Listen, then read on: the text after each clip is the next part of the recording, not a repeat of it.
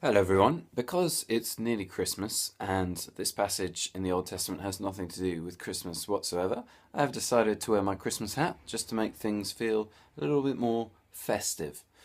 And I just want to share one thought from the passage today, and it talks about blessings and curses. And the theme basically is if you disobey, you're going to get cursed, and if you do obey, you're going to get blessed. And today we live now under the new covenant. So we've mentioned before probably that the word testament is the same word for covenant. So we're reading the old covenant and the new covenant. Although we're reading the old covenant, the Old Testament, we live under the new covenant. That's the basis, those are the terms and conditions of our relationship with God. The fact that Jesus has come and what he's done for us is he's fulfilled all our obligations towards God, and he's actually taken the curse of sin upon himself. So all we need to do is receive the blessings of God. And that's this incredible, amazing, astonishing, fantastic arrangement that God has brought about for us in the new covenant.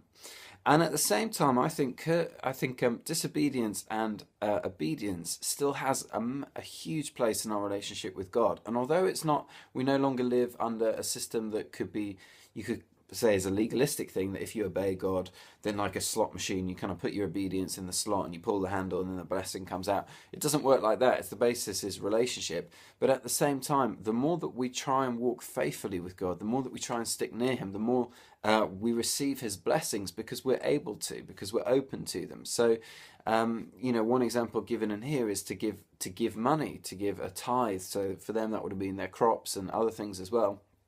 And there's no legalism in that today under the New Testament. I don't think the principle of tithing applies. I think we're to give, and always Jesus seems to make it harder, and actually rather than demanding 10%, he demands the whole lot.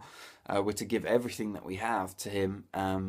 But when we give, what happens is we get blessed. It's more blessed to give than receive, Jesus says. So in giving, it's not that we'll get like, I'll give £10 and God will drop £100 into my bank account. That's not what I'm saying. What I'm saying is, as we give away, we become blessed because our hearts become much more open to God. We're much more open to seeing who he wants to meet with, who he wants to bless, and also much more open to receiving from him as well, because we walk in dependence on him. We walk in relationship with him. It's the same about the first fruits. The symbol of the first fruits is you give, almost it's like the most significant thing that you've got. You give that to God as an offering. I remember hearing about how Matt Redman, who's a well-known worship leader today, when he was a teenager, he decided he was going to give Friday night to God because that was the best thing that he had.